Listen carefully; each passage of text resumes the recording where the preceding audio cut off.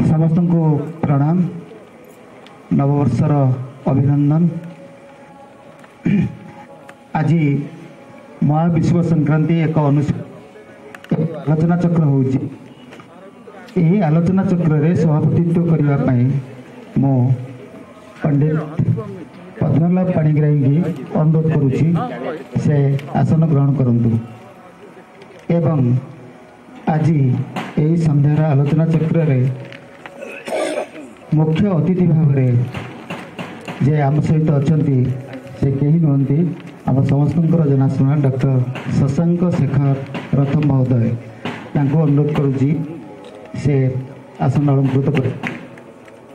मुख्य वक्ता आमर अति प्रिय पंडित रमाकांत मिश्र महोदय अनुरोध करुच्ची आसन अलंकृत करने। रमाकांत सार जटनी आमर सबुठार सम्मानास्पद व्यक्तित्व त्रिलोचन महापात्र सार दयाकोरी मत मना करते तथापि आपण को अनुरोध करुच्ची आसवाई।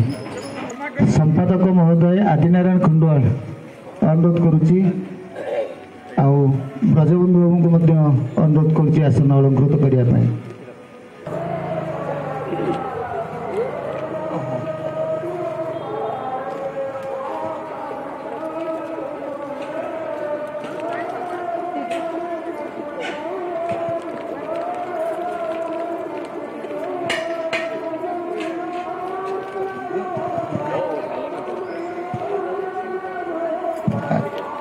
पुणी आपको नववर्ष अभिनंदन। आमरी सत्य विकास परिषद था प्लीज आम अनेक गुड़िया कार्यक्रम प्रति मसरे करुचु एवं समस्त सहयोग सब कार्य संपादन होची। आज एक विशेष दिवस जो दिवस रे आर वर्ष आम प्रथम आरंभ करूँ यहाँ आम सत्य विकास परिषदर एक वार्षिक उत्सव कहले अत्युक्ति हेनी। यही उत्सव आम विशिष्ट विभिन्न क्षेत्र में पारदर्शिता लाभ कर व्यक्तित्व मानक आम अनुरोध करूँ। से होती श्रीजुक्त सुरेश कुमार राउत सेठी इंजीनियर भक्तबधू चौधरी। वर्तमान सभा कार्य आरंभ करने मो पद्मनाभ बाबू को अनुरोध करुच्ची। मनमाथ जगन्नाथ मद्गुरु श्री जगद्गुरु मदात्मा सर्वभूतात्मा तस्मै श्री गुरवे नमः। आदिर ई पवित्र महाविश्व संक्रांति अवसर रे आमरी सत्य विकास परिषद तरफर महाविश्व साहित्य आसर 2025 जो महाविश्व संक्रांति एक अनुशीलन उपरे जो आलोचना चक्र आमर मासिक आलोचना चक्र अनुष्ठित होची तार आमर निमंत्रित समस्त अतिथि मानकु मो स्वागतम अभिनंदन साधुवाद ज्ञापन करुची एवं सम्मुखें उपस्थित थिवा समस्त ज्ञानी गुणी विद्वान साहित्यिक एवं कवि कवयित्री मानकु स्वागतम अभिनंदन जनाऊँ। जाऊ प्रति मासरे आमरी सत्य विकास परिषद तरफर विभिन्न स्थान रे आमे एई भली आलोचना चक्र अनुष्ठित करुचु एवं बहु साहित्य प्रेमी आमरी सत्य को भल पाउथिबा किसी महान व्यक्तित्व मध्य आमको सहयोगर हाथ बढ़ाउछन। आज मध्य जड़े महान व्यक्तित्व से साहाय्य हाथ बढ़ाई तांकरी अनुसार ना हाँ तांकरी सहयोगर आज होती। वर्तमान अतिथि मान को अनुरोध करी जगतरनाथ जगन्नाथंकर निकट में दीप प्रज्वलन करी पुष्पगुच्छ प्रदान करिया पाई।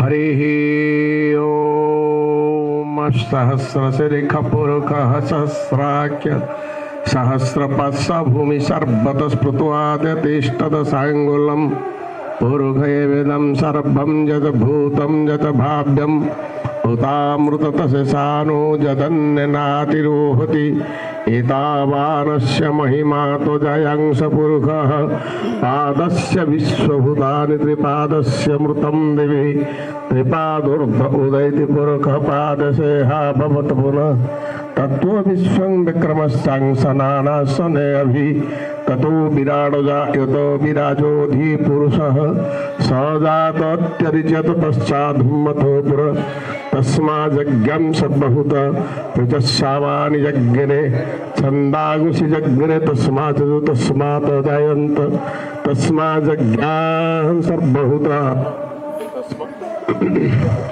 तस्मान्दस्वा जायन्त जे किच भयादत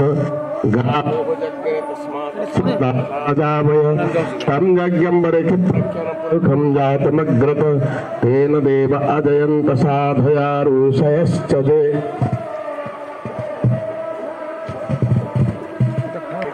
श्रीजुक्त ब्रजबंधु नायक को अनुरोध करुछि आजिर निमंत्रित अतिथि मानकर परिचय प्रदान करिया पा। जय जगन्नाथ।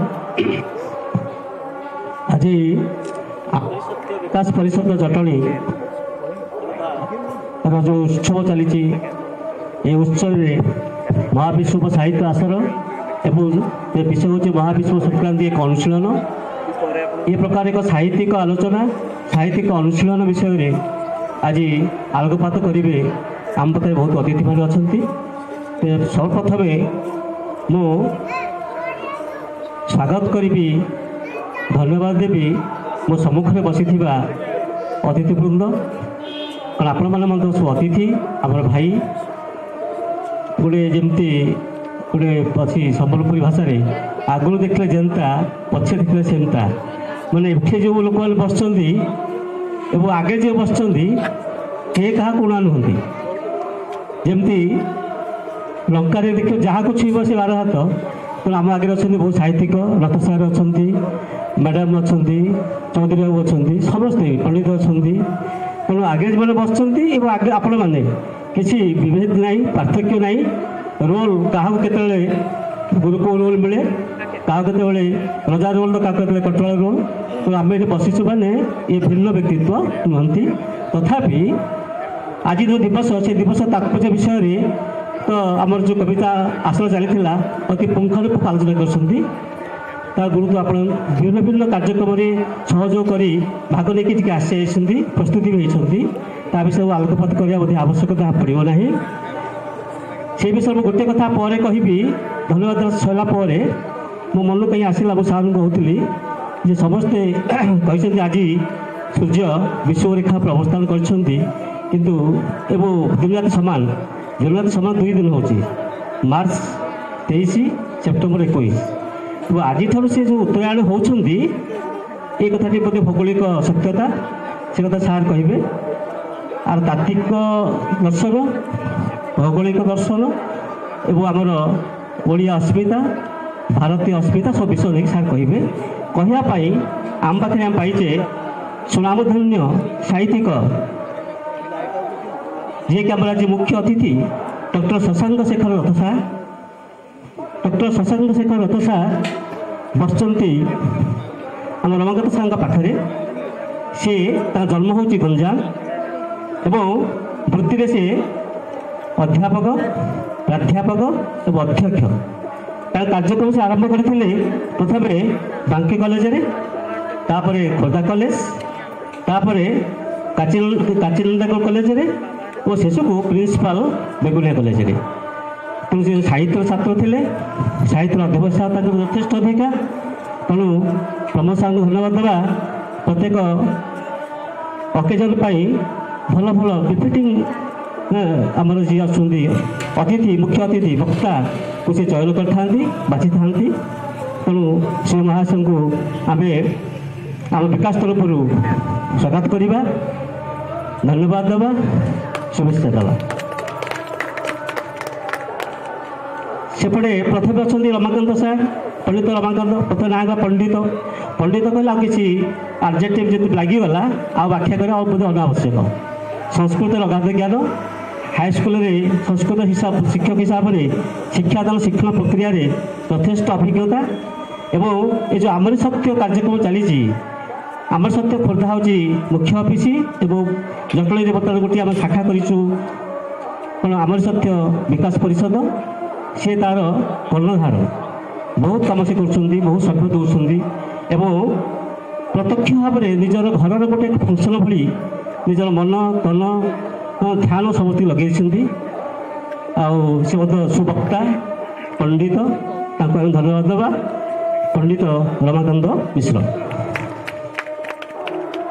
ଏବଂ ଆମ ପାଖରେ ମୁଖ୍ୟ ଅତିଥିଙ୍କ ବାମ ପଟେ ଅଛନ୍ତି ଆମ ତ୍ରିଲୋଚନ ସାର୍, ତ୍ରିଲୋଚନ ମହାପାତ୍ର, ଆପଣ ସବୁ ଜାଣିଛନ୍ତି। ତ୍ରିଲୋଚନ ସାର୍ ଟିକେ ଏଠିକି ଆସିବାକୁ ବୋଧେ ମୁଁ କ'ଣ ଯିବି, ସଦାବେଳେ ବସୁଛି, ସବୁ କ୍ଷେତ୍ରରେ ଯାଉଛି। ସାର୍ ସବୁ ସଭାସମିତି ଯାଆନ୍ତି। ଜଣେ ଭଲ ଶିକ୍ଷକ, ଆମେ ସମସ୍ତେ ଶିକ୍ଷକ ଥିଲୁ। ଶିକ୍ଷକର ସେ ଜଣେ ହେଉଛନ୍ତି କେବଳ ଶିକ୍ଷାଦାନ ନୁହଁ, ଶିକ୍ଷକର ଦୁଇଟି ଭୂମିକା ଥାଏ। ଶିକ୍ଷାଦାନ ଶିକ୍ଷଣ ପ୍ରକ୍ରିୟାରେ ସେହି ସମୟରେ ଶିକ୍ଷକମାନେ ବିଷୟବସ୍ତୁ କୁହ, ପ୍ରବିଧି କୁହ, ବିଧି କୁହ, ସେଥିରେ ଯଥେଷ୍ଟ ଦକ୍ଷତା ଥାଏ। ଆମେ ସେ ଆଲୋଚନା ପର୍ଯ୍ୟାଲୋଚନା କରୁ। ଭିନ୍ନ ଭିନ୍ନ ଆଜି ଯେମିତି ସାହିତ୍ୟ ଆଲୋଚନା ଚାଲିଛି, ଆମେ ସେହି ସମୟରେ ପାଠ ଉପରେ ବହୁତ ଆଲୋଚନା କରାଯାଉଥିଲା। ଯଦି କେଉଁଠି କ୍ଲିଷ୍ଟତା ଥିବ ଆଲୋଚନା। ଏବଂ ଅନ୍ୟ ଦିଗଟି ହେଉଛି ଶିକ୍ଷା ରଥକୁ ଆଗେଇବା ପାଇଁ, ଶିକ୍ଷା କ୍ଷେତ୍ରରେ ସୁଧାର ଆଣିବା ପାଇଁ ଆନ୍ଦୋଳନର ମଧ୍ୟ ସେ କର୍ଣ୍ଣଧାର ଥିଲେ। ଆଉ ଭଲ ବ୍ୟକ୍ତିତ୍ୱଟିଏ ଏବଂ ଆପଣ ଦେଖିଛନ୍ତି, ଜାଣିଛନ୍ତି। ଆମର ଏଇଠା ଲୋକ ମହାଶୟ ଅଛନ୍ତି ଶ୍ରୀଯୁକ୍ତ ତ୍ରିଲୋଚନ ମହାପାତ୍ର ସାର୍, ତାକୁ ଆମେ ସ୍ୱାଗତ କରିବା। ତ୍ରିଲୋଚନ ମହାପାତ୍ର ସାର୍। ଆଉ ଆମ ପାଖରେ ଗ୍ରହଣ ଅଛନ୍ତି ଆଉ ଜଣେ ପଣ୍ଡିତ। ବଡ଼ କଥାଟି ହେଲା ଆମର ଯେଉଁ ବିକାଶ ପରିଷଦରେ ପଣ୍ଡିତ ଆମେ ଦୁଇ ଜଣ ପାଇଛୁ। ଜଣେ ଘରେ ବସି ସୃଜନଶୀଳତା ବା ସେ ସୃଷ୍ଟି କରୁଛନ୍ତି, ଆଉ ଜଣେ ପ୍ରଚାର କରୁଛନ୍ତି। ସୃଜନଶୀଳତା ସହିତ ପ୍ରଚାରଶୀଳ। ଆପଣ ଶୁଣି ଦେଖିଥିବେ ପ୍ରତି ସପ୍ତାହରେ ଗୋଟିଏ ନୀତିବାଣୀ କାର୍ଯ୍ୟକ୍ରମ ହେଉଛି। ସାର୍ ତାଙ୍କ ଜୀବନ, ସାର୍ ହେଉଛନ୍ତି ମଧ୍ୟ ସେ ହାଇସ୍କୁଲରେ ସାଂସ୍କୃତିକ ପଣ୍ଡିତ ଥିଲେ। ତାଙ୍କୁ ସବୁ ଜାଣିଛନ୍ତି, ବାହାର ଲୋକ ବହୁତ ନାହାନ୍ତି, ଆଉ ବେଶୀ ବୋଧେ କହିବା ଆବଶ୍ୟକତା ପଡ଼ିବ ନାହିଁ। ତଥାପି ସାର୍ ତାଙ୍କ ଜୀବନ ସାରା ସଂସ୍କୃତରେ ପିଲାଙ୍କୁ ପାଠ ପଢ଼ାଇଛନ୍ତି, ବହୁତ ରିସର୍ଚ୍ଚ କରିଛନ୍ତି। ଏବଂ ଯାହା କରିଥିଲେ ଆଫ୍ଟର ରିଟାୟାରମେଣ୍ଟ ଆମର ବିକାଶ ଯେଉଁ ସମିତିରେ ସେ ସଭ୍ୟ ହୋଇଗଲେ, ତାପରେ ତା କାର୍ଯ୍ୟରେ ଦିଆଗଲା ନୀତିବାଣୀ, ଆହୁରି ପଢ଼ାପଢ଼ି କରୁଛନ୍ତି। କାରଣ ଯେତେବେଳେ ସେ ପ୍ରଚାର ପ୍ରସାର ହେଉଛି ନିର୍ଭୁଲ ହେବା ଦରକାର ଏବଂ ତଥ୍ୟଭିତ୍ତିକ ହେବା ଦରକାର, ଟିକେ ବଳିଷ୍ଠ ହେବା ଦରକାର।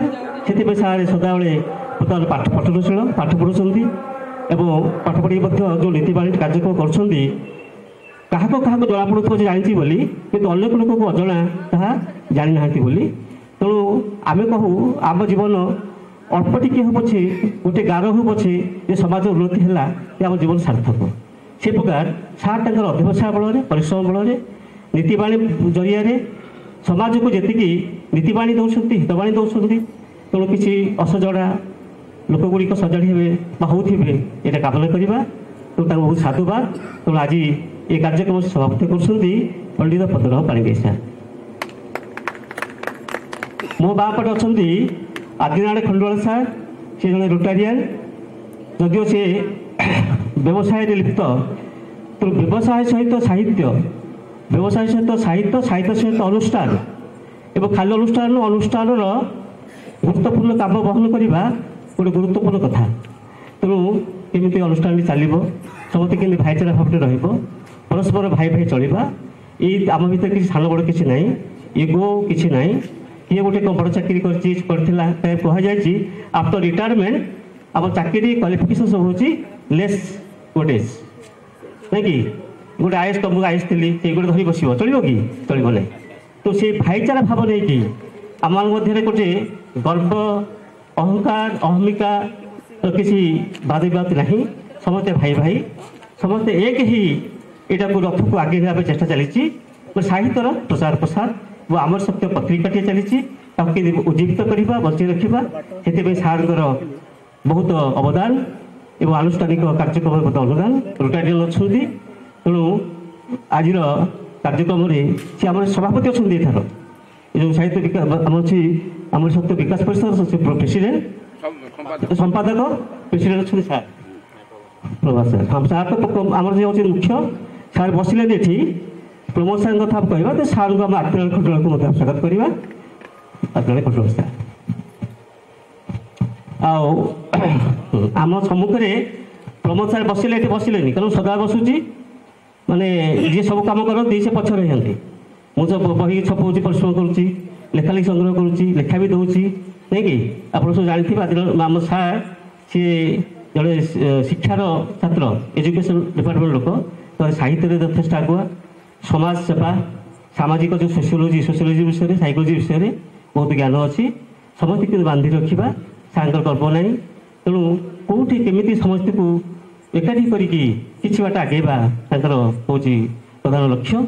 ସାର୍ ମଧ୍ୟ କେତେ ପରିଶ୍ରମ କରୁଥିବେ। ଆମେ ଏଇ ଜଟଣୀ ଥାଇକି ଏଠି ଆସିବା ପାଇଁ, ଜଞ୍ଜାଳକୁ ଛାଡ଼ିକି ଆସିବା ପାଇଁ କେତେ ଚେଷ୍ଟା କରୁଛେ, ଫାଳେ ଆସିଲେ ଫାଳେ ଆସିପାରୁନି।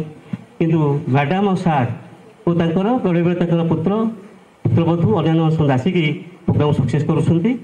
ସାର୍ଙ୍କର ପରିଶ୍ରମ, ସାର୍ଙ୍କର ସାଧନା, ସାର୍ଙ୍କର ଏକାଗ୍ରତାକୁ ଧନ୍ୟବାଦ ଦେବା। ଡକ୍ଟର ପ୍ରମୋଦ ଦାସ ଏଠିକି ଯଦି ନାହାନ୍ତି, ସେ ହେଉଛନ୍ତି ଆମର ସତ୍ୟର ପ୍ରତିଷ୍ଠାତା ଏବଂ କର୍ଣ୍ଣଧାର, ଆଗରେ ବସିଛନ୍ତି। ସାର୍ ବହୁତ ଧନ୍ୟବାଦ ଦେବା। ଏବଂ ସାର୍ ତ ପରିଚୟ ଦେଇଛନ୍ତି, ଆଉ 3 ଜଣ ଆସିଛନ୍ତି ଆମ ପାଖକୁ, ସେଥିରେ ଭଲ ଭାବେ ତାକୁ ବ୍ୟାଖ୍ୟା କରିବା, ତଥାପି ପଦେ ପଦେ କହିବା। ପ୍ରମୋଦ ସାର୍ଙ୍କ ବାମ ପଟେ ବସିଛନ୍ତି ଭକ୍ତବନ୍ଧୁ ଚୌଧୁରୀ ସାର୍, ଇଞ୍ଜିନିୟର, ଯିଏ କବିତା ପାଠ କଲେ। ସେ ଥିଲେ ପେଶାରେ ଇଞ୍ଜିନିୟର, ଇଲେକ୍ଟ୍ରିକାଲ ଇଞ୍ଜିନିୟର, କିନ୍ତୁ ତାଙ୍କର ଗୋଟେ କବିତା ଲେଖିବା, ସାହିତ୍ୟର ଗୋଟିଏ ବୃତ୍ତି ସହିତ ସମ୍ପର୍କ ଥାଏ। ଫକୀରମୋହନ ସେନାପତି କୁହନ୍ତୁ କି ଅତୀତ ଯେତେବେଳେ ସାହିତ୍ୟିକ, ଓଡ଼ିଆ ସାହିତ୍ୟିକ ସମସ୍ତେ ଯେ ବଡ଼ ବଡ଼ ପଦପଦବୀରେ ଥିଲେ, ବଡ଼ ବଡ଼ ଚାକିରି କରିଥିଲେ ତାହା ନୁହଁ, କମ୍ ପଢ଼ିଛନ୍ତି। ଏ ସୃଜନଶୀଳତା ପଦପଦବୀରେ ନଥାଏ, କ୍ୱାଲିଫିକେସନ୍ ନଥାଏ, ଥାଏ ଜନ୍ମଗତ ଦକ୍ଷତା, ଗୋଟେ ଜନ୍ମଗତ ଦକ୍ଷତା ଉପରେ, ସାମର୍ଥ୍ୟ ଉପରେ। ତେଣୁ ସାର୍ ଇଞ୍ଜିନିୟର କବିତା ଲେଖୁଛନ୍ତି। ବର୍ତ୍ତମାନ ବରିଷ୍ଠ ନାଗରିକ ମଞ୍ଚ ଜଟଣୀର ସଭାପତି। ଆଉ ବର୍ତ୍ତମାନ କେମିତି ଜଟଣୀ ଆଗକୁ ଯିବ, ବର୍ତ୍ତମାନ ପାଖରେ ଜଟଣୀ ସହରର ବିଭିନ୍ନ ସମସ୍ୟାକୁ ପାଖରେ ଥୋଇବା, ଗାଡ଼ି ମଟର କି ମୋ ବସ୍ ଆସିବା, ରାସ୍ତାଘାଟ ହେବ ଇତ୍ୟାଦି କାମ ଲାଗିଛନ୍ତି। ସାର୍ ବହୁତ ଆମେ ଧନ୍ୟବାଦ ଦେବା। ଆମ ପାଖକୁ ଆମ କଥା ରଖିକି ଆସିଛନ୍ତି ସାର୍।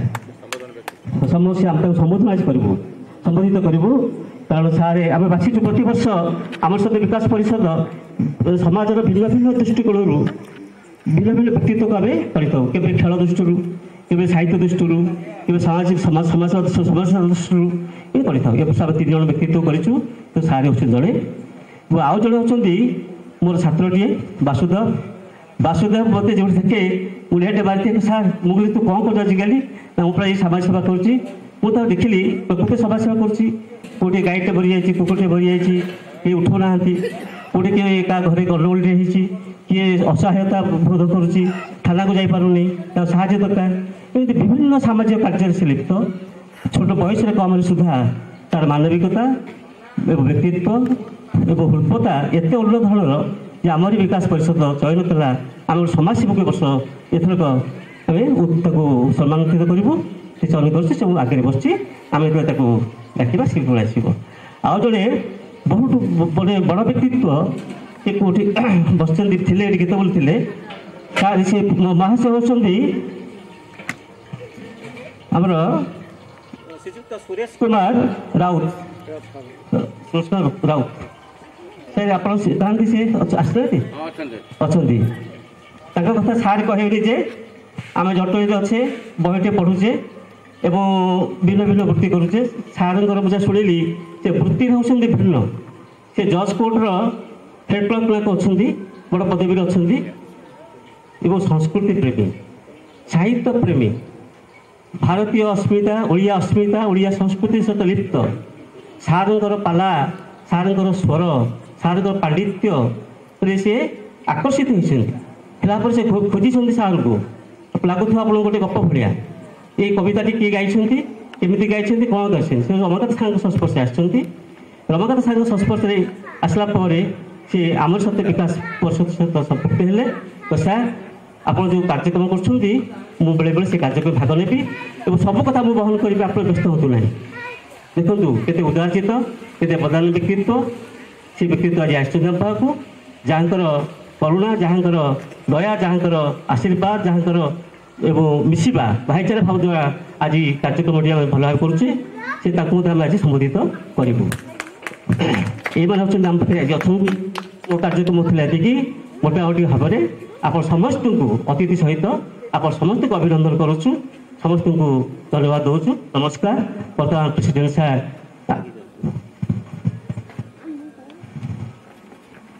ବର୍ତ୍ତମାନ ମୁଁ ଅନୁରୋଧ କରିବି ରୋଟାରିଆନ୍ ଆଦିନାରାୟଣ ଖଣ୍ଡୁଆଳଙ୍କୁ, ଯେ ହେଉଛନ୍ତି ସମ୍ପାଦକ ଆମରି ସତ୍ୟ ବିକାଶ ପରିଷଦ, ସେ ତାଙ୍କର ଆମର ବାର୍ଷିକ ବିବରଣୀ ପାଠ କରନ୍ତୁ।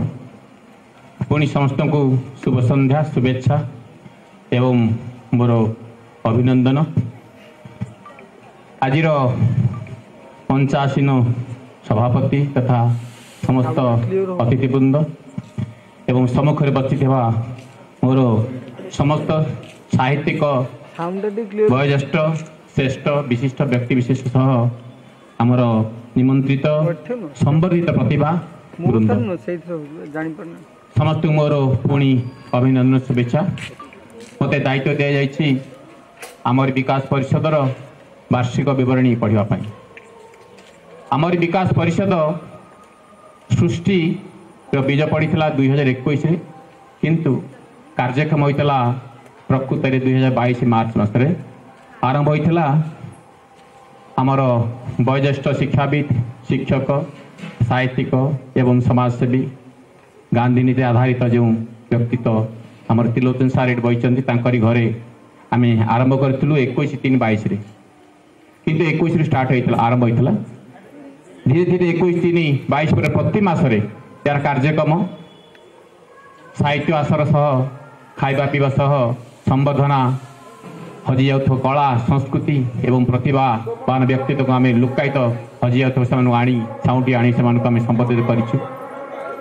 ତା ସହିତ ସାମାଜିକ ଚଳନୀ ସହ ପ୍ରତି ମାସରେ ଆଲୋଚନା ଚକ୍ର, ସମାଜକୁ ବାର୍ତ୍ତା, ସାହିତ୍ୟ ଯେଉଁ ଆମର କଳା ସଂସ୍କୃତି ହଜିଯାଉଛି ତାକୁ କେମିତି ଉତ୍ଥାନ କରିବା, ତାହା ସହ ଓଡ଼ିଶା ଭାଷାକୁ, ଓଡ଼ିଆ ଭାଷାକୁ କେମିତି ଆମେ ଉପରକୁ ନେବା।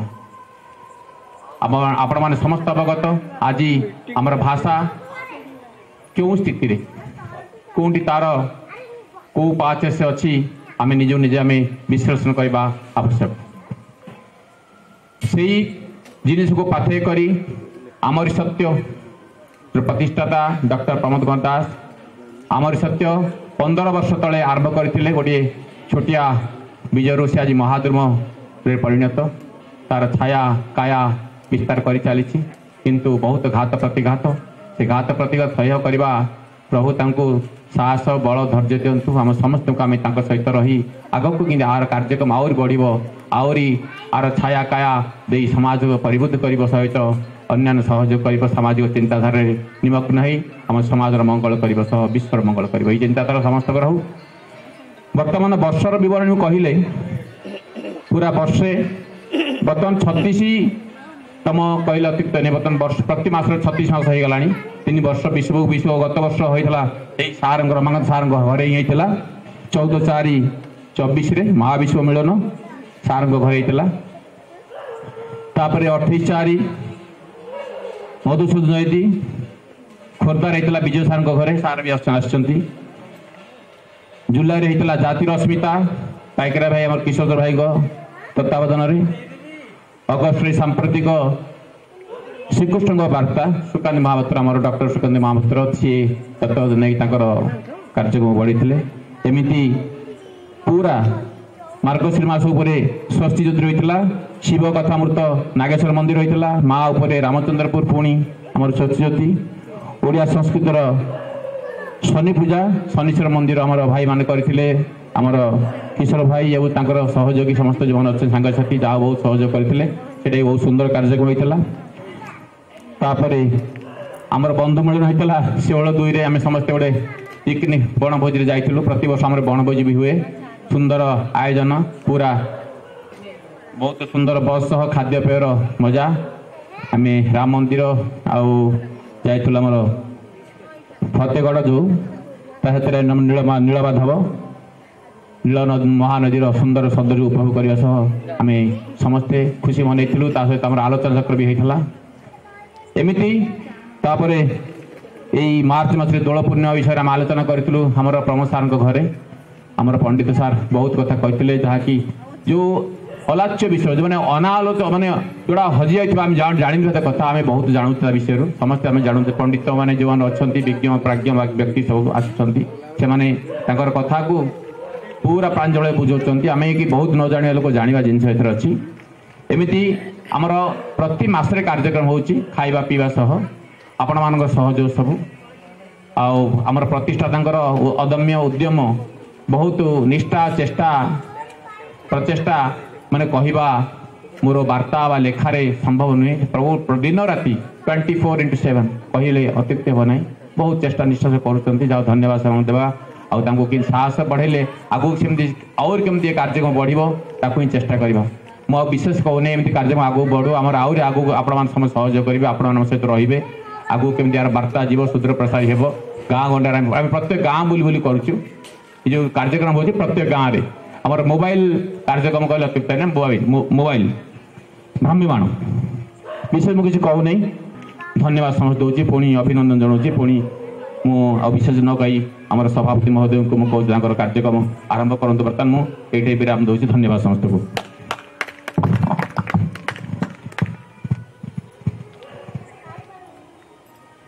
वर्तमान आमे आज संवर्धना कार्यक्रम आरंभ करवा तेणु मु वर्तमान यही संवर्धना कार्यक्रम संयोजना करने अध्यक्षा डॉक्टर सुकांती महापात्र को आमंत्रण करुच्ची।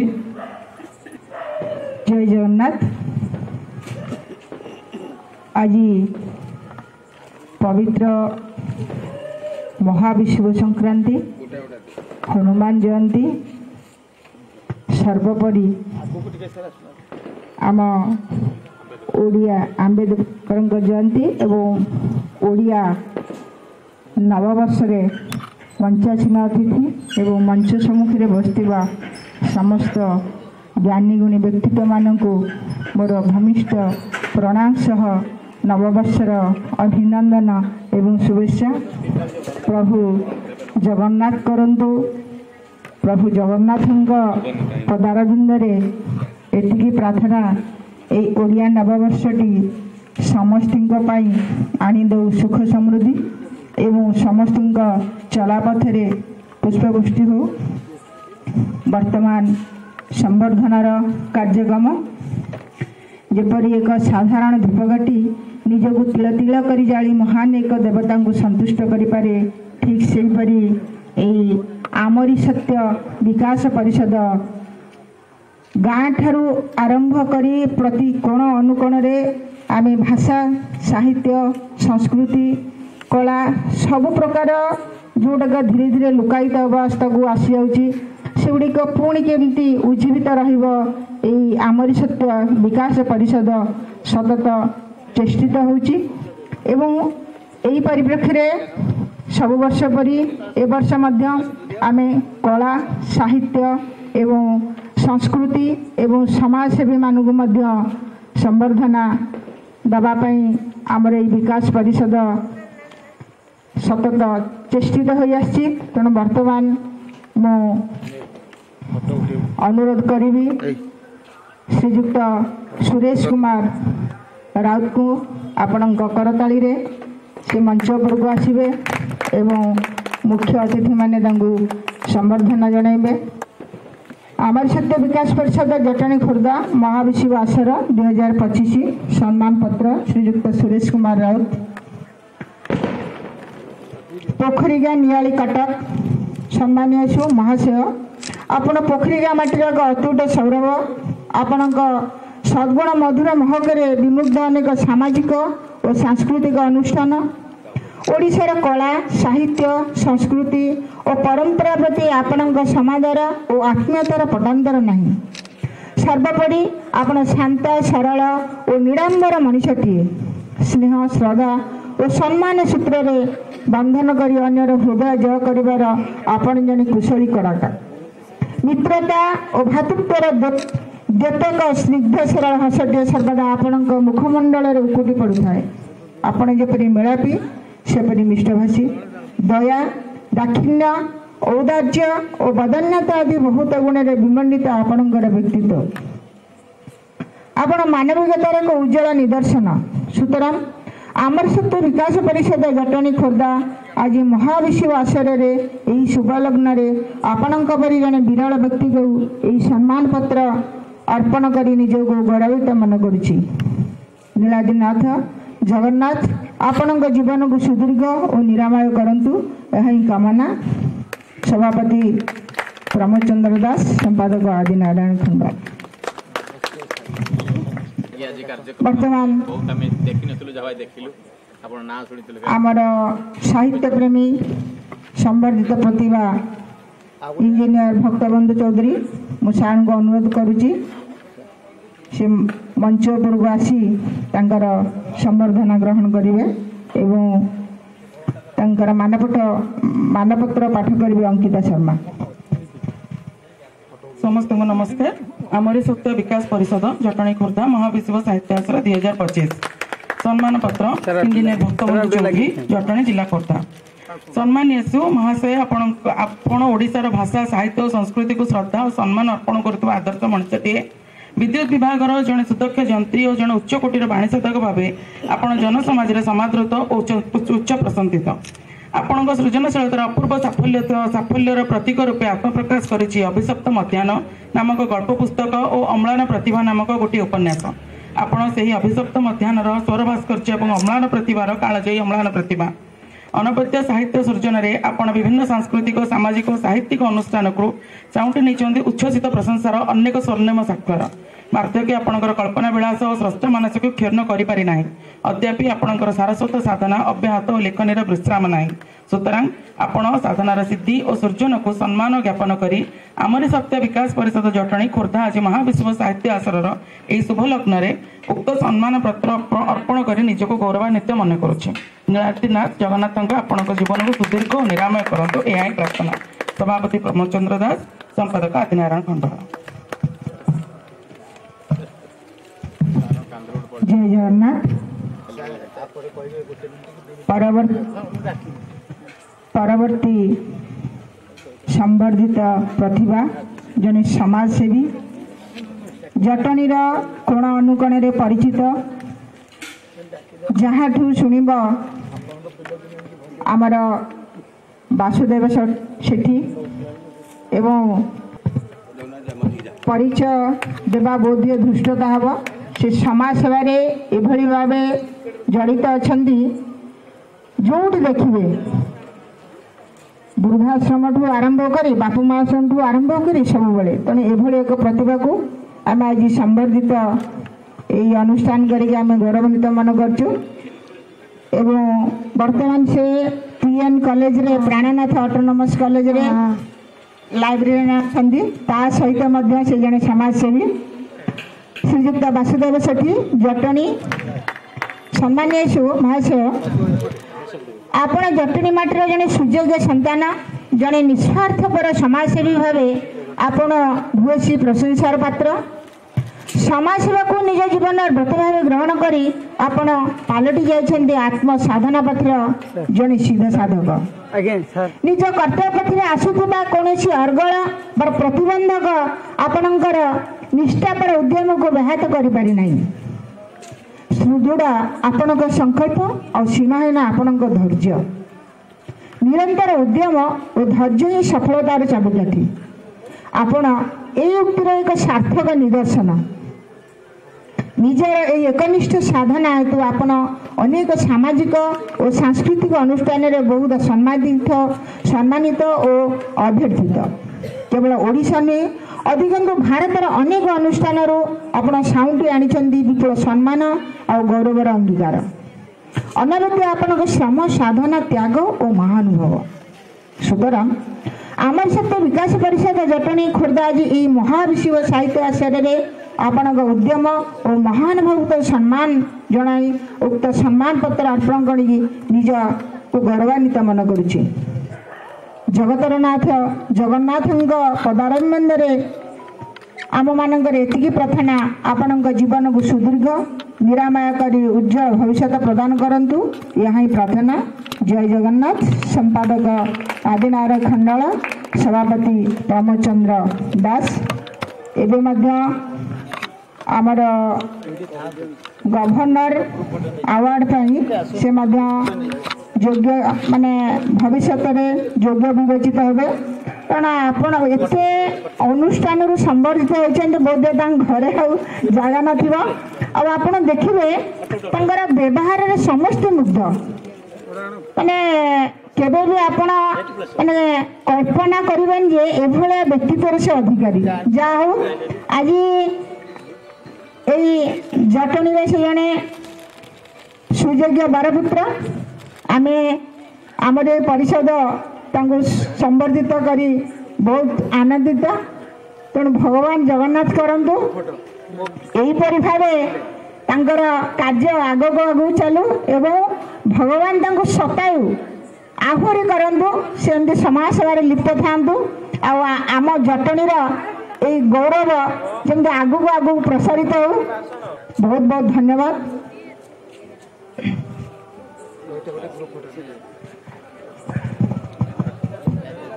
वर्तमान मु अनुरोध करी संबर्धित व्यक्तित्व मान को 2 मिनिट तांकर कथा रखी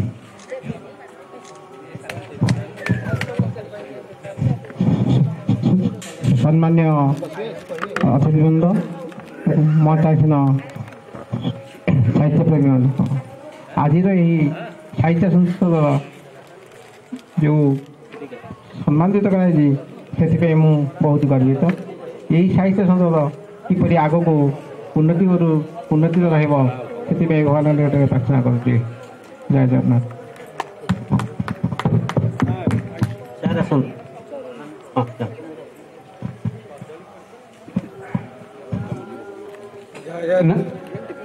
सर्वे भवन्तु सुखिनः सर्वे सन्तु निरामया सर्वे भद्राणि पश्यन्तु मा कश्चित् दुःख भाग भगत। आज आमर सत्य विकासर जो उत्सव होची तार सभापति महोदय संपादक महाशय एवं मुख्य अतिथि मुख्य वक्ता मंच पर बसी समस्त सदस्य मान को मोर हार्दिक अभिनंदन शुभेच्छा आओ मंच सबुखे बसी समस्त गुणी ज्ञानी कवि कवयित्री मान को मोर शुभेच्छा। आज महाविक्षुभ संक्रांति दिवस ओडिया दिवस तत्सहित आम्बेडकर दिवस एवं हनुमान माने यहाँ हूँ चारिटा ये सम्मिलन गोटे एकत्रीकरण करवा उत्सव यहाँ ओडिया जातीय अस्मिता कहले अतुता हम नहीं आमे मु जड़े आज्ञा पेशार इंजीनियर हेले भी मोर साहित्य प्रति टी अनुराग थी 2-3टा बही भी लिखी बहुत सम्मान भी गोटे मोर कहबार कथा मनीष बहु जन्म पर दुर्लभ मनीष जन्म पाई थाए जदि समाज आम कि आम तो पिलादिन 4टा अवस्था नहीं आम गति करुचे शैशव अवस्था किशोर अवस्था यौवन अवस्था एवं वार्धक्य अवस्था। शैशव अवस्था आमर सब माँ बापा लालन पालन गला हेरी तापर कैशोर अवस्था आम मैंने खेलिले बुलिले पाठशाला पढ़िले आम क्यारियर गठन कले तापर आसला यौवन अवस्था आम चाकरी कले किए व्यवसाय कला तापर घर संसार करे घर द्वार सब कले एवं तापर आम वार्धक्य अवस्था आसी पहुँचले वार्धक्य अवस्था आम चाकरी रिटायर्ड हो गले अवसर नहीं गले आमर जो समाज आम बढ़ीचे पानी पवन बढ़ीचे पाठ पढ़ीचे मनीष होइचे से समाज पे आमर किसी अवदान कर आम मनीष जीवन सार्थक हम से परिप्रेक्षी मु रिटायर्ड पर आम समाजर उन्नति करने मु चेष्टा कली एवं प्रथम वरिष्ठ नागरिक मंच उपसभापति तापर मु 2 थर प्रभापति रूपे कार्य भी कर आसुअछि अनेक संगठन सहित मु जड़ित मु आम विद्युत महासंघर उपदेष्टा अच्छी आम समाजर भी आम समाजर जाति समाजर भी मु सभापति अच्छी एवं बहुत अनुष्ठान सहित जड़ित अच्छे सभा मान अनुष्ठान सहित जड़ित हेल्ले विभिन्न ज्ञान आपन आहरण करेंगे एवं ज्ञान भी बांटे तेणु आमर मनीषर यहाँ बड़ कर्तव्य आम असे कहीं रही नहीं रे ना भवरंग भूई तले सर्व निजे न अभिनय सारी बाहुड़िया काल बेले जात ध्रुवस्व मृत्यु जन्म हेले निश्चय मरिबा आम भागवत अच्छी निश्चय आम मरिबा बंचवानी कहीं मृत्यु आसब निश्चय तेणु किछि आम जदि समाज उपकार करछे ताले समाज निश्चय मन पकेब आमे भी सबुदिन लोक आलोचन रहिबा तेणु मोर अनुरोध किछि ना किछि सामाजिक काम करंतु गुणचू सावला किछि जदि करिवे आम समाजर निश्चय उन्नति हेबो देशर उन्नति हेबो जातिर उन्नति हेबो आ विशेष कहूँ ये कही मोर वक्तव्य शेष कर थैंक यू धन्यवाद।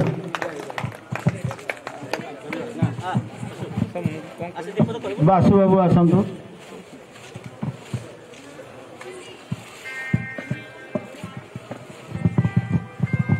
जय जगन्नाथ शुभ संध्या मंचासीन समस्त को मोर प्रणाम आगे बसवा पछे समस्त को मोर प्रणाम मु कौन बड़ चाकरी करनी मैम मत कौन कहीदेले मु प्राणनाथ महाविद्यालय जड़े चतुर्थ श्रेणी कर्मचारी मोर कम हूँ एबे हरिदासपुर गाँ बंगरे गोटे 15 वर्ष झील को कैंसर हो जाइए 5 वर्ष है कटक मेडिकल नवा आनिबा सार शुणी साहाय्य करते हाथ साहाय्य हाथ बढ़े आम पाइकेदापुर तापर गोटे राजा बजार में मंगला मंदिर पाखे बापा माछ बिकुले कहीं नहांती से झील को बाहा करेंगे 22 तारिख दिन यही मागी जाचिकी ये सब कथा कहते भल नुह आपण मान आशीर्वाद हेले एमती काम करने को आशीर्वाद दिंतु एति कही वक्तव्य शेष कर नमस्ते।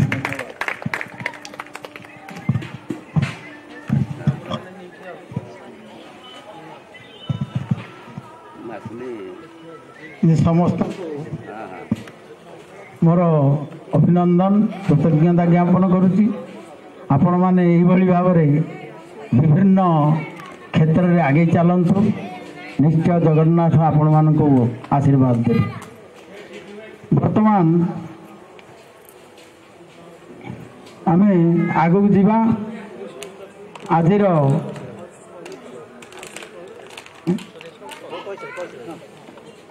वर्तमान आमर सम्मानित अतिथि श्रीयुक्त त्रिलोचन महापात्र को मैं अनुरोध करुच्ची से वक्तव्य रखी।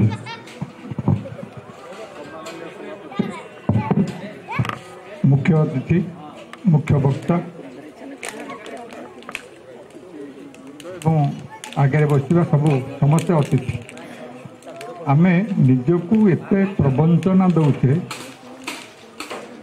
अतिथि अर्थ कौन न तिथि ये पंडित महाशय दिज मो दी पटे बस बहुत जानते मुझे भाव अज्ञ अतिथि कौन न तिथि अतिथि जी आसिक दिन किसी न कहीकि पहुँची जाते सी होती अतिथि आम जाऊे आज्ञा महाप्रभु कहचे आपण अमुक तारिख में अमुक तिथि एतिकटे बेले जा पहुँचे से धरतु निमंत्रण कार्ड है ये तिथि स्थिरीकृत ना नाई अतिथि ये हूँ गोटे उदाहरण आज महाविषुव संक्रांति आज हूँ जो हनुमान जयंती आंबेडकर जयंती ये सब हूँ तो टे कहीपे बेसी टे आजिकल ग्रहण करने लोक कहीं ना आंबेडकर जयंती मु आसिली भाषण देली आंबेडकर ऊपर पत्र पत्रिका बाहरला गणमाध्यम प्रचार है आंबेडकर जो नीति आदर्श किए शुणु किए से कार्य ये तो उच्चारण गला कार्य किए करुच्ची कहीं करना ये हूँ से अतिथि शब्द को जमी आम व्यवहार करुचे ये से हनुमान जयंती करुचे हनुमान एडे सुंदर भक्त थे रामचंद्र आजिकल आम बाप माँ भक्त हो पारे कि कार्यक्षेत्र में ना आम निजे निजक ही ठकुचे कि भारत वर्षर संस्कृति सभ्यता शिक्षा जावतीय किसी झरणा कूड़े पर्वत क्रोड़े गछमूले बसिकी शह शह वर्ष तपस्या करी साधना करी जो मैंने तैयारी करते से महाविश्व संक्रांति से हनुमान जयंती से आंबेडकर जयंती ये सब पालन कर आम कि उच्चारण करुचे किंतु आचरण में कहीं व्यवहार करूना मोर अनुरोध एक सब कार्य परिणत करवा आम जो चाकरी करेचे आम हनुमान टीए परी तार सेवा करवा मालिकर से सरकार हूँ कि प्रिंसिपाल हूँ आम ये जो महाविश्व संक्रांति यार वैज्ञानिक सामाजिक दृष्टिकोण हूँ गरम प्रबल होची आम सब बेले ठंडारे रहिबा ठंडा पदार्थ खाइबा सी ता बाटर गला सबुजाक गरम कार्यतक आम आज करते देखिए गाँ गाँ सहर सहर खाली यज्ञ होची जोटी गोटे नहीं मु आगु को बेसी जीविनी कारण से कथा जो कहूँ जो घी पोड़ा होची से घी प्रकृत घी तो जो गरम होची जो धुआं होची से वायुमंडल को दूषित करुच्ची ना भल करुच्ची मुझे जानी से यज्ञ होता वृक्ष मानक अल्प लोक थे अल्प अंगारकाम्ल थिला तेणु अंगारकाम्ल जोगाइवाई यज्ञ होता जोटा कि वृक्ष देवता मैंने ग्रहण करुले एवं वृक्ष देवता कमिगले आम अंगारकाम्ल बढ़ार लगी ये सब हूँ तेणु मुझे भाषण देवाई बेसी भल लगुनि मत गला तब जहाँ प्रमोद बाबू एवं रमाकांत बाबू को धन्यवाद आगे साहित्य संसद जो थिला सॉरी अच्छी साहित्य संसद तरफ विश्व संक्रांति फकीरमोहन जयंती मकर संक्रांति रास पूर्णिमा बाकी जनवरी डिसेम्बर 31 तारीख ये सब सुंदर ये जो एप्रिल पहला ओडिशा दिवस सुंदर भाव पालन कराला एवं किसी ना किंतु प्रमोद बाबू रमाकांत बाबू एम उद्यम पाणीग्राही बाबू एम सब उद्यम करी जहाँ हो विश्व संक्रांति की पालन कर साहित्य सभाटी होची से धन्यवाद।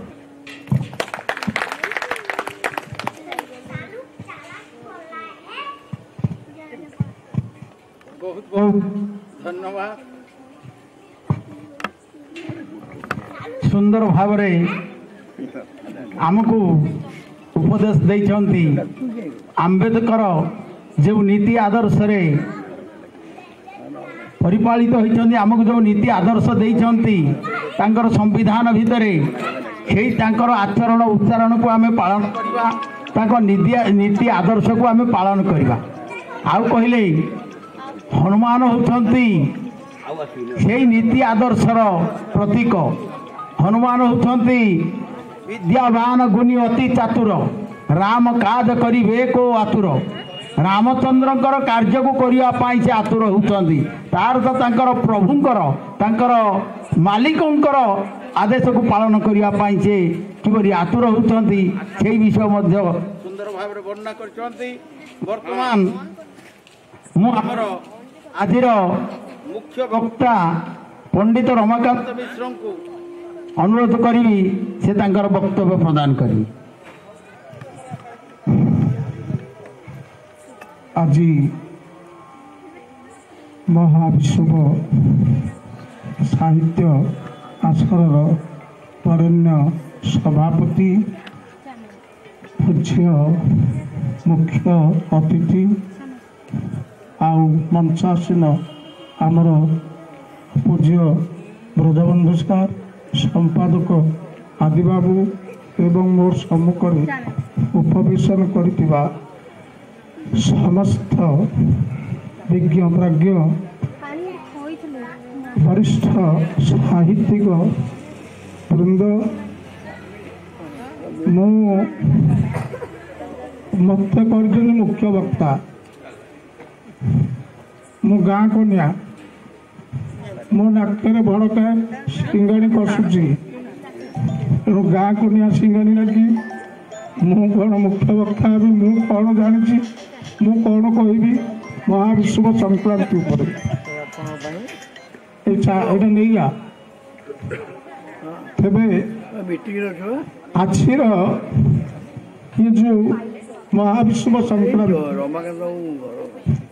ये महाविश्व संक्रांति एटा बैशाख मासरे पड़ी मोर मन पड़ुची गोटे लोकगीत लोकगीतटा कौन चैत्र पणा चाषी हुए बणा बैशाख चंदन जात ज्येष्ठरे स्नान मंडपे विजय प्रभु श्री जगन्नाथ चैत्र मासरे ये पणा संक्रांति पड़े ए वर्ष बैशाख मासरे पड़ी या महाविश्व संक्रांति कह जाए यार कारण कौन आपण मैंने कविता माध्यम भाषण माध्यम बहुत कथा कहते मैं अधिका किसी कहवाक जाऊनी विश्व मूर्धन्य और सौकार विश्व सत्तर अर्थ अबारता आछि ऊर्जा विश्वरेखा उपरे ऊर्जंकर अवस्थिति पृथ्वी गोलकर जो काल्पनिक विश्वरेखा तार 0 डिग्री रे आज सूर्य अवस्थान करिसंती सुमेरु कुमेरु या माने उत्तर और दक्षिण दुई पटकू अमान दृष्टि सूर्यंकर आज रही आज दिनर परिमाण जी रातिर परिमाण होची सेतिकी दिन राति उभयर समानता आज रही दिन जी समय राति सेतिकी समय ये जो सूर्य देवता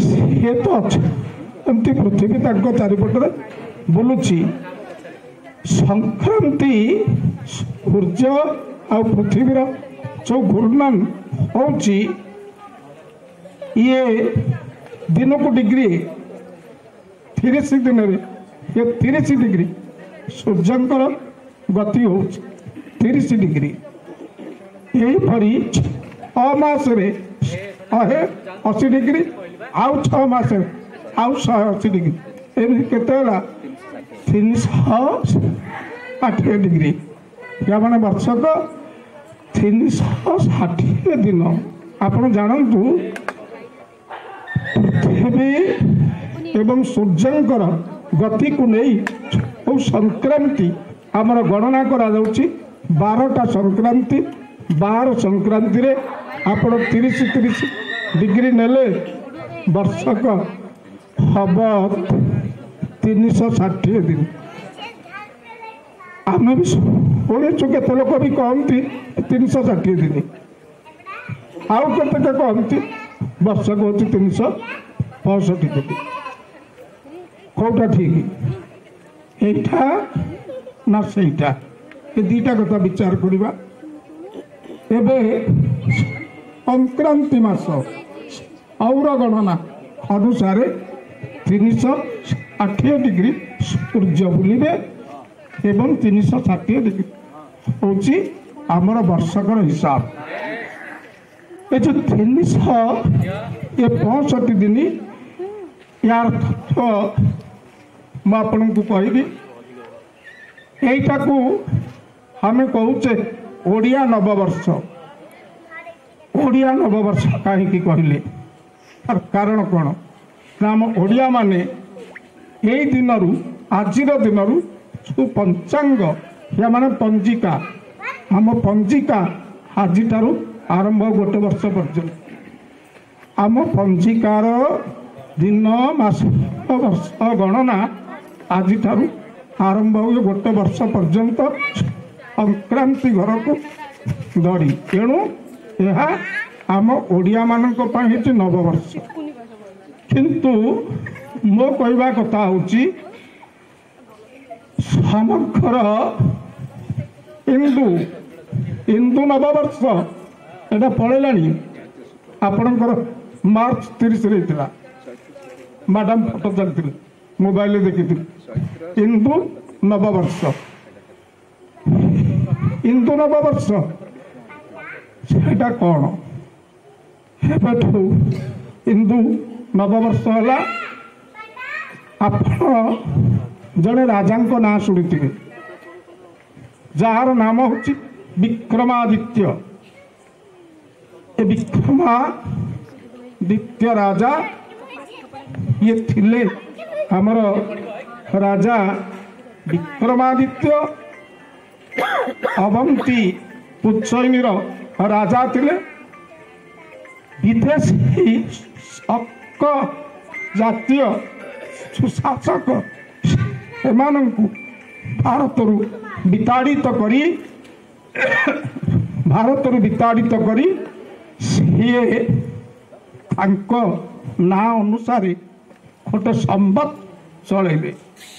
এইটা ହେଲା ସମଗ୍ର ହିନ୍ଦୁ ଜାତିର ନବବର୍ଷ, ଯେଉଁଟା କୁହାଯାଉଛି ବିକ୍ରମ ସମ୍ବତ।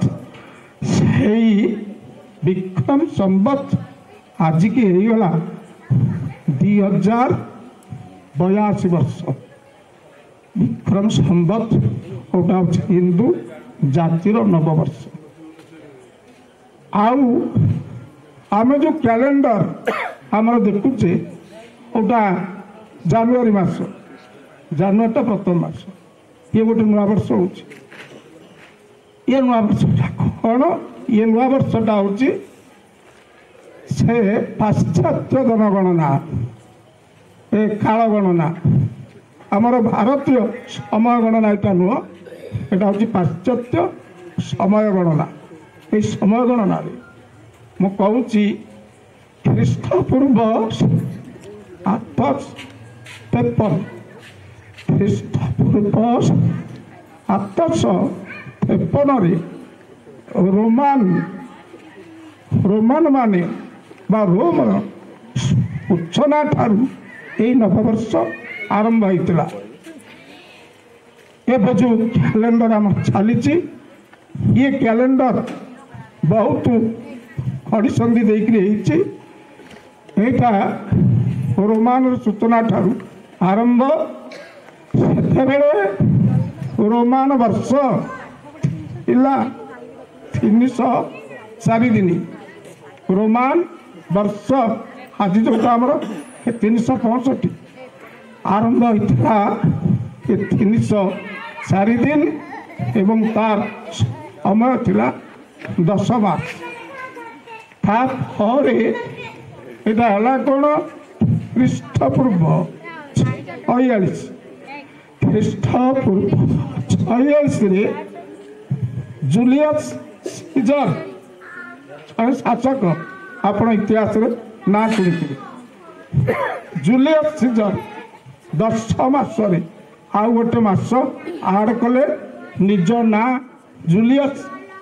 এই ଜୁଲିୟସ୍ରୁ ଜୁଲାଇ ନାଁକୁ ରଖିଲେ, ଜୁଲାଇ ନାଁକୁ ରଖି 11 ମାସ କଲେ ବର୍ଷ। ଆଉ ଏଇ ଯେଉଁ 11 ମାସର ବର୍ଷ ହେଲା, ଏଇ 11 ମାସର ବର୍ଷର ଦିନ ଅବଧି ହେଲା 455 ଦିନ। ଗୋଟେ ବର୍ଷ 11 ମାସ ଏବଂ 455 ଦିନ ହେଲା ସେ ବର୍ଷ। ପରେ ପ୍ରାୟ ଖ୍ରୀଷ୍ଟପୂର୍ବ ଏଇଟା 455 ହେଲା। ତାପରେ ଇଏ 11 ମାସ ଗଲା। ଆଉ ଜଣେ ରାଜା ଯାହାଙ୍କର ନାମ ହେଉଛି ଅଗଷ୍ଟସ୍। ଏ ଅଗଷ୍ଟସ୍ ତାଙ୍କ ନାଁ ଅନୁସାରେ ଆଉ ଗୋଟିଏ ଆଡ଼ କଲେ ନା, ସେ ମାସ ସେଇଟା ହେଲା ଅଗଷ୍ଟ ମାସ।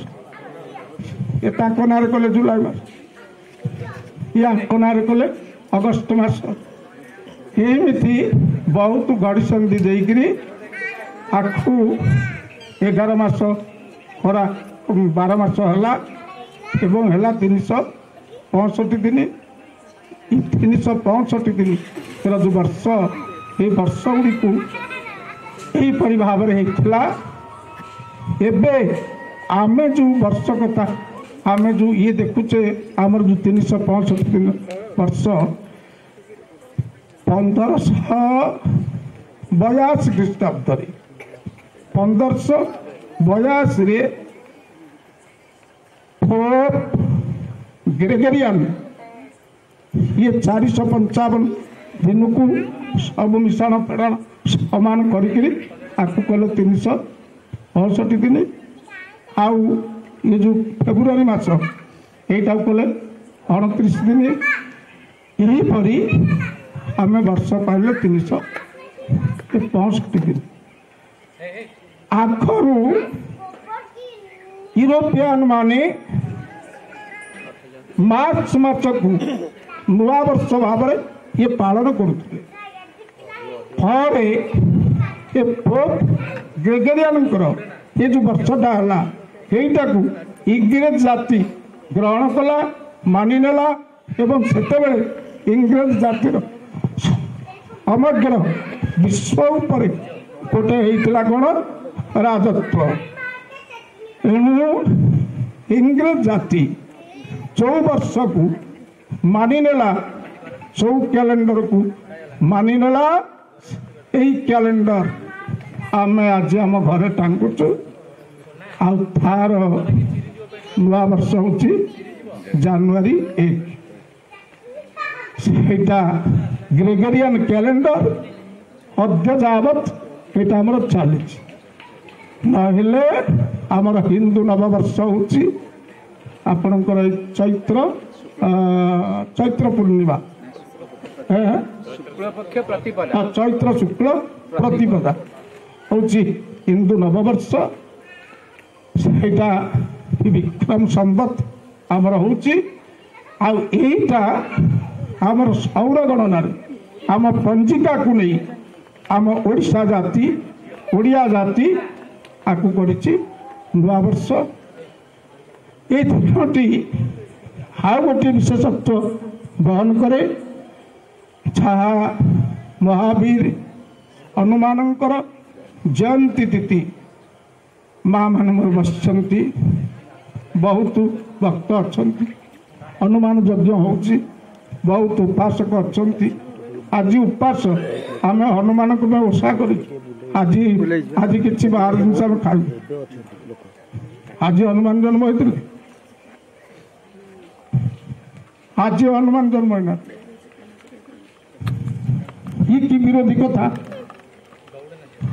हनुमान को जन्म 4टा तिथि जो मान प्रकृत सच्चा हनुमान पूजक वर्ष करे 4 दिन उपास करती आमर छोटा हेमंत ऋतु कार्तिक मास दीपावली अमावास्या जोटा पूर्व दिन जार नाम हूँ नरक चतुर्दशी यही दिन हनुमान जन्म होता शास्त्र मत रही द्वितीय मत हूँ कार्तिक मास शेष दिन छोट को आप कहते रास पूर्णिमा यही दिन भी हनुमान जन्म होते या आम पुराण अच्छी नरक चतुर्दशी रास पूर्णिमा ये जोड़िए तिथि या चैत्र मास गोटे हूँ चैत्र पूर्णिमा हाँ गोटे हूँ पढ़ा संक्रांति ये जोड़िए तिथि रही हनुमान जन्मदिन हूँ 4टा मो सहित संपर्क आसी जेते राम प्रेमी हनुमान प्रेमी से जहाँ पाई से 4टा कथा कहते जो महावीर हनुमान श्रीरामदूत जहाँ को कलिजुगर जीवंता ठाकुर बोली समस्त कहते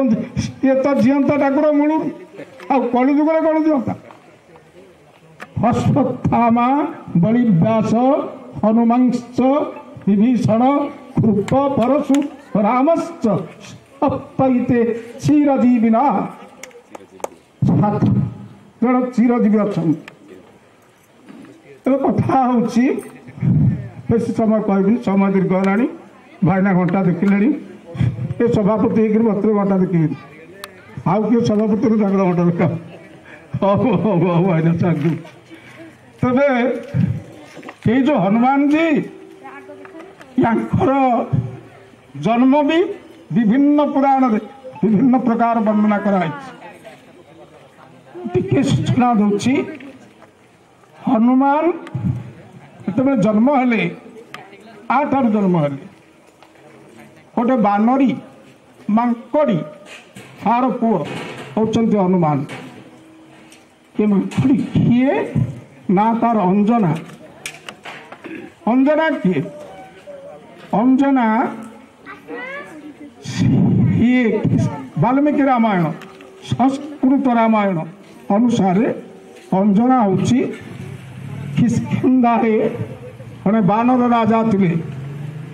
ନାମ ତାଙ୍କର ହେଉଛି କୁଞ୍ଜର। କୁଞ୍ଜର ବାନର ରାଜାଙ୍କର କନ୍ୟା। ଇଏ କାହିଁକି ତାଙ୍କର କନ୍ୟା ହେଲା ନା ଜଣେ ଋଷିଙ୍କର ଅଭିଶାପ ଥିଲା।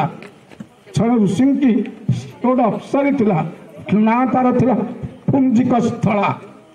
ଏ ଅପ୍ସରୀ ନାଁଟି ଥିଲା ପୁଞ୍ଜିକ ସ୍ଥଳା। ସେହି ଅପ୍ସରୀକି ଜଣେ ଋଷି ଅଭିଶାପ ଦେଇଥିଲେ, ତୁ ଗୋଟେ ମାଙ୍କଡି ଗର୍ଭରୁ ଜନ୍ମ ହବୁ, ମାଙ୍କଡି ହବୁ। ଇଏ ତେଣୁ ବାନର ରାଜା ସେ କି କୁଞ୍ଜର କିଷ୍କିନ୍ଧାର ତାଙ୍କର ଜନ୍ମ ହେଇଥିଲେ ଝିଅ ଭାବରେ ଏବଂ ଗୋଟିଏ ମାଙ୍କଡି ହେଇକରି ଜନ୍ମ ହେଇଥିଲେ। କିନ୍ତୁ ତାଙ୍କର ଏପରି ଏକ ଗୁଣ ଥିଲା, କାମ ରୂପା, ସେ ଯେଉଁ ରୂପ ଚାହିଁବେ ସେ ରୂପ ହେଇଯିବେ, ପୁଣି ରୂପ ପରିବର୍ତ୍ତନ କରିବେ। ଏଇଟା ଥିଲା ତାଙ୍କର ଭାଇ ବାଳି ଆଉ ସୁଗ୍ରୀ। ବାଳି ସୁଗ୍ରୀ ଦି ଭାଇ ହେଉଛନ୍ତି ଅଞ୍ଜନାଙ୍କର ଭାଇ। ତାଙ୍କ ବାବଦରେ ବିଭିନ୍ନ ରାମାୟଣ ଅନେକ ପ୍ରକାର ଅଛି। 100 କୋଟି ରାମାୟଣରୁ ବର୍ତ୍ତମାନ ଭାରତ ବର୍ଷରେ ଉପଲବ୍ଧ 484 ରାମାୟଣ। 484 ପ୍ରକାର ରାମାୟଣ ଭାରତରେ ଉପଲବ୍ଧ। এই ରାମାୟଣ ମାନଙ୍କର ଭିନ୍ନ ଭିନ୍ନ ଭାବରେ ରୂପ ଦିଆଯାଇଛି ହନୁମାନଙ୍କର ଜନ୍ମକୁ ନେଇକରି। କିନ୍ତୁ ବାଲ୍ମୀକି ରାମାୟଣ ମୂଳ ରାମାୟଣ, ଯେଉଁଟା ରାମ ଜନ୍ମ ହେବା ପୂର୍ବରୁ ବାଲ୍ମୀକି ରାମାୟଣ ଲେଖା ହେଇଛି। ଏ କଥା ରାମ ଜନ୍ମ ହେଇନାହାନ୍ତି, ବାଲ୍ମୀକି ରାମାୟଣ ଲେଖା ହେଇଗଲା। ଗୋଟା ବିଚିତ୍ର ରାମାୟଣ ବିଶ୍ୱନାଥ ଖୁଣ୍ଟିଆ ଲେଖିଛନ୍ତି। ସାର୍, ବଡ଼ ଦୁଃଖର କଥା, ଆମ ଓଡ଼ିଶା ବୋର୍ଡ଼ ସାର୍, ଆମର ତ ସାର୍ ଅଛନ୍ତି ଶିକ୍ଷାବିତ୍, 10ମ ଶ୍ରେଣୀ ପିଲାଙ୍କ ପାଇଁ ଯେଉଁ ବହିଟି କରିଛି, ତା ଦେହରେ ପ୍ରଥମରୁ ସାରଳା ମହାଭାରତର ଗୋଟେ ପଦ୍ୟ ଅଛି। ମୁଁ ଦିନ ମୋ ନାତିକି ପଢ଼େଇବାକୁ ବସିଲି। କବିଙ୍କ ପରିଚୟ, କବିତାର ପରିଚୟ ଯେତେବେଳେ ନେଲି, ଲେଖା ହେଇଛି ଆଦିକବି ସାରଳା ଦାସ ରଚନା କରିଛନ୍ତି। ଆଉ ତାଙ୍କ ରଚନା ହେଉଛି କେଉଁଟା ସାରଳା ମହାଭାରତ ଆଉ ବିଚିତ୍ର ରାମାୟଣ। ଆମେ ପଢ଼ାଇଛୁ ପିଲାଙ୍କୁ। ଆଦିକବି ସାରଳା ଦାସ ଲେଖିଛନ୍ତି ବିଲଙ୍କା ରାମାୟଣ, ବିଚିତ୍ର ରାମାୟଣ ବିଶ୍ୱନାଥ ଖୁଣ୍ଟିଆ। ଏଜୁକେସନ ବୋର୍ଡ଼ ଏମିତି ଏକ୍ସପର୍ଟ ସବୁ ବସିଛନ୍ତି, ସେମାନେ ଲେଖିଛନ୍ତି ବିଚିତ୍ର ରାମାୟଣ, ଲେଖିଛନ୍ତି ସାରଳା ଦାସ, ବିଶ୍ୱନାଥ ଖୁଣ୍ଟିଆ। ହଁ, ତେଣୁ এই ରାମାୟଣ କଥା ନେଇକି ମୁଁ କହୁଛି। এই ଜାଗାରେ ବିଚିତ୍ର ରାମାୟଣର ଗୋଟେ ପକ୍ତି ମୁଁ ଉଦ୍ଧାର କରିବି। ରାମ ଯାଉଛନ୍ତି ବନବାସକୁ, ସୀତା କହୁଛନ୍ତି ମୁଁ ଯିବି, ରାମ କହୁଛନ୍ତି ମୁଁ ନେବିନି। ସୀତା ଯୁକ୍ତି ଦେଉଛନ୍ତି, ଯେତେ ଋଷି ପୂର୍ବେ ଥିଲେ, ଯେତେ ରାମାୟଣ କଲେ, ଜାନକୀ ଜାନକୀ ସଙ୍ଗେ ନ ନେଲେ ହେ ରଘୁନନ୍ଦନ ରାମ ବନବାସ ଗଲେ। ସୀତାଙ୍କର ଯୁକ୍ତି ଯେତେ ଋଷି ଥିଲେ ଯେତେ ରାମାୟଣ କରିଛନ୍ତି ଜାନକୀ କି ନ ନେଇ ରାମ ବଣକୁ ଯିବା କଥା କୋଉ ଋଷି କୋଉ ରାମାୟଣରେ ଲେଖିଛି? ଆମେ ମତେ କହୁଛ ସାଙ୍ଗରେ ନେବନି। ଏଣୁ ଆପଣମାନେ ବିଚାର କରନ୍ତୁ। ଏଇ ରାମାୟଣ 484 ପ୍ରକାର ରାମାୟଣ। ତେବେ ସେ ଯାହା ହଉ ବାଳି ସୁଗ୍ରୀ ଏ ଯେଉଁ କୁଞ୍ଜର ବାନର ରାଜା ତାଙ୍କର ପୁଅ ଆମ ବାଲ୍ମୀକି ମତରେ ରାଜା କୁଞ୍ଜର ସୂର୍ଯ୍ୟଙ୍କୁ ଉପାସନା କରି ପାଇଥିଲେ ସୁଗ୍ରୀବକୁ ଏବଂ ଇନ୍ଦ୍ରଙ୍କୁ ଉପାସନା କରି ପାଇଥିଲେ ବାଳିଙ୍କି। ଇନ୍ଦ୍ର ପ୍ରସାଦରୁ ବାଳି ସୂର୍ଯ୍ୟଙ୍କ ପ୍ରସାଦରୁ ସୁଗ୍ରୀବ ଜନ୍ମ ହେଇଥିଲେ। ଆଉ ଝିଅଟି ହେଇଥିଲା ଅଞ୍ଜନା। ଆଉ ଅନ୍ୟାନ୍ୟ ରାମାୟଣରେ ଅଲଗା କଥା ଲେଖା ହେଇଛି, ମୁଁ ସେଗୁଡ଼ାକ ଆଲୋଚନା କରିବାକୁ ଯାଉନି। ଯେତେବେଳେ ଦିନକର ଘଟଣା, ଅଞ୍ଜନା ଠିଆ ହେଇଛି ଗୋଟେ ପାହାଡ଼ ଚୂଳ ଉପରେ ଏବଂ ଧରିଛି ଗୋଟେ ମାନବୀର ରୂପ। এই ମାନବୀ ରୂପକୁ ଧରିଛି ଅଞ୍ଜନା। ଏକ ଦିବ୍ୟ ସୁନ୍ଦରୀ ତରୁଣୀ ରୂପରେ ସେ ଠିଆ ହେଇଛି। ଏତିକି ବେଳେ ଏଇ ବାଟ ଦେଇ ଯାଉଥିଲେ ପବନ ଦେବତା। ପବନ ଅଞ୍ଜନାର ରୂପକୁ ସୌନ୍ଦର୍ଯ୍ୟକୁ ଦେଖିଲେ ଏବଂ ଦେଖିବା ପରେ ବିମୋହିତ ହେଇଗଲେ। ଦଳକାଏ ପବନ ମାଡ଼ କରିଦେଲେ। ଅଞ୍ଜନାର ଦେହରୁ ସାର ବସ୍ତ୍ର ପୋଡ଼ିକିରି ପଳେଇଲା। ଦେହରେ ବସ୍ତ୍ର ନାହିଁ। ପବନ ଦେବତା ଧୀରେ ଧୀରେ ତାର ଅଙ୍ଗକୁ ସ୍ପର୍ଶ ଦେଲେ। ଚମକିଲା ଅଞ୍ଜନା, ମତେ କିଏ ସେ ସ୍ପର୍ଶ ଦେଇକି ମୋର ସତୀତ୍ୱ ତମେ ନଷ୍ଟ କରୁଛ? ନା ନାଇଁ ବ୍ୟସ୍ତ ହୁଅନି, ମୁଁ ତୁମ ସହିତ ଦୈହିକ ସମ୍ପର୍କ ସ୍ଥାପନ କରିନି। ମୁଁ ପବନ ଦେବତା, ମୁଁ ମୋର ସ୍ପର୍ଶ ମାଧ୍ୟମରେ ଏକ ପୁତ୍ର ସନ୍ତାନ ମୁଁ ତୁମ ଗର୍ଭରେ ଦେଇ ଯାଉଛି। ଯିଏ ହବ ବିଶ୍ୱର ସବୁ ଦେବତାଙ୍କର ବି ଆରାଧ୍ୟ ଏବଂ ମହାପରାକ୍ରମୀ ମହାବଳବାନ ପୁତ୍ର ଆମେ ଜନ୍ମ କରିବ ସୃଷ୍ଟି ଥିବା ପର୍ଯ୍ୟନ୍ତ। ସେ ପର ମହିମାକୁ ଜଗତ ଗାଉଥିବ। ତାପରେ ପବନ ଚାଲିଗଲେ। ଅଞ୍ଜନାଙ୍କ ଗର୍ଭରୁ ଜନ୍ମ ନେଲେ ହନୁମାନ। ତେଣୁ ପିଲାଦିନେ ଏଇ ହନୁମାନ ବୋଲି କାହିଁକି ନା ହେଲା, ଇଏ ପିଲାଟିଏ ହେଇଥିଲେ ଜଙ୍ଗଲ ଭିତରେ ଗଛପତ୍ରର ସନ୍ଧିରେ ରନ୍ଧ୍ରରେ ଦେଖାଯାଉଛି ଉଦୀୟମାନ ସୂର୍ଯ୍ୟ, ଲାଲ ସୂର୍ଯ୍ୟ। ଭାବିଲେ ଏଇଟା ପାଚିଲା କୋଳି। ଖେପିଲେ ହନୁମାନ ଚାଲିଲେ ସୂର୍ଯ୍ୟଙ୍କ ନିକଟକୁ। ସେତେବେଳେ ମହାଅନ୍ତରୀକ୍ଷରେ ଛାଉଛନ୍ତି ହନୁମାନ ସୂର୍ଯ୍ୟଙ୍କର ନିକଟବର୍ତ୍ତୀ ହେଲେଣି। ସୂର୍ଯ୍ୟଙ୍କର ପ୍ରଚଣ୍ଡ ଉତ୍ତାପ ତାଙ୍କର କିଛି କ୍ଷତି କରିପାରୁନାହିଁ। ସେତିକି ବେଳେ ଦେବରାଜ ଇନ୍ଦ୍ର କହିଲା, ରେ ଇଏ ମାଙ୍କଡ଼ଟା ପୁଣି କିଏ? ଇଏ କ'ଣ ପଳେଇ ଆସିଲେ ସୂର୍ଯ୍ୟ ପାଖକୁ? ବଜ୍ର ପ୍ରହାର କଲେ। এই জায়গাটাକୁ କହନ୍ତି ହନୁ। এই ପର୍ସନଟାର ନାଁ ହେଉଛି ହନୁ। ଏ ବଜ୍ର ହନୁରେ ଲାଗିଲା। କାହାର? ନା ହନୁମାନଙ୍କର। ଆଘାତ ପାଇଲେ, ମୂର୍ଚ୍ଛିତ ହେଲେନି, ସମ୍ଭାଳି ଗଲେ। ତାପରେ ଏ ପବନ ଦେବତା ଟିକେ ଅନଶନ କଲେ। ଦେବତାମାନେ ତାଙ୍କୁ ବୁଝେଇଲେ, ଇନ୍ଦ୍ରଙ୍କୁ ବୁଝେଇଲେ।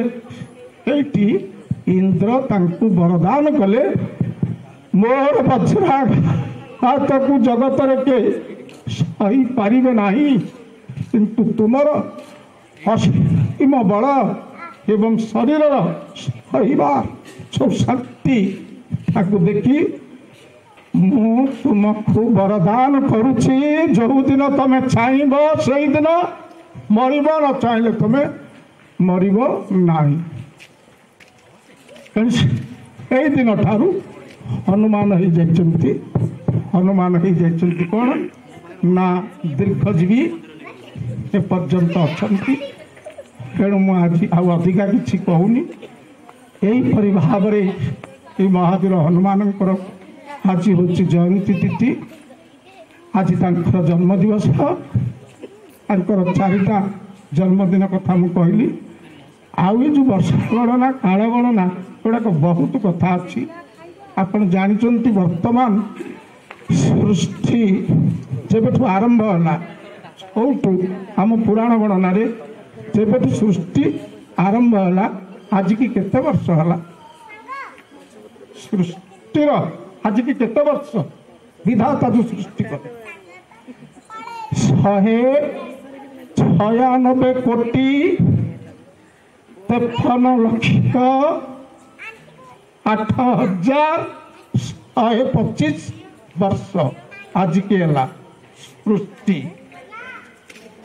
यार पीरियड तो 71टा मनु गोटे सृष्टि भोग कर 6टा मनु जाई 7म मनु बर्तमान चली आहरी अच्छी 7-8टा मनु भोग हाँपी एतिक दिन गलानी आउ अधिक मुझे कहूनी।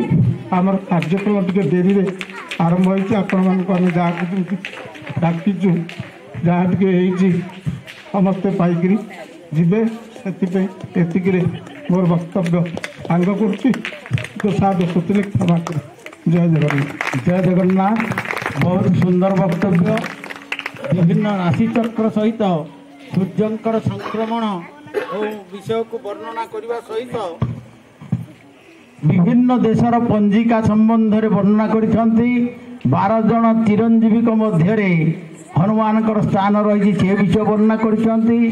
काल गणना ए सब गुड़िक विभिन्न उदाहरण सहित बहुत सुंदर भाव में आमको दिग्दर्शन देइछंती।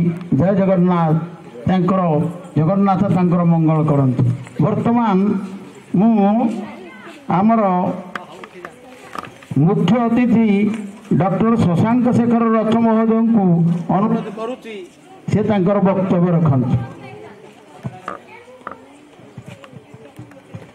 तेणु हनुमान जयंती हो बा ओडिया अस्मिता ये अस्मिता जो राजनीतिक अस्मिता कथा कहूँ ये कौन अस्मिता पचारे सी भी गोलमाल पड़े किंतु अनेक जिनिस पशिब परिवर्तन हम आम से मातिबा पूर्व जाणिक मातिबा भल। राम जयंती राम मंदिर हो हनुमान जयंती हो सबू कथा हो जे किंतु जगन्नाथ को छाड़देले असुविधार पड़ा कारण आम चलनी आम ढंग ढांग आम समस्त चिंता चेतनार केन्द्रबिंदु होती सी। तेणु सी होती ओडियातार प्रति प्रतीक। जमीक नववर्षर ये पणा संक्रांति मेष संक्रमण प्रथम दिन हूँ पाली पालन कर ओडार गर्व एवं गौरवर कथा। आ विशेष किसी कहूना ये शेष में समस्ते भाराक्रांत। तेणु भावुली जे मुझे दीपद कह बोधे कहीदे 10-20 मिनट आप समस्त को मोर अवांछित किसी कथा शब्द आप कान में पड़ी विरक्त सृष्टि कर क्षमा मांगुचे एवं जो सुधी साहचर्य सानिध्य पाई निजक धन्य मणि कर मोर प्रसंग विराम।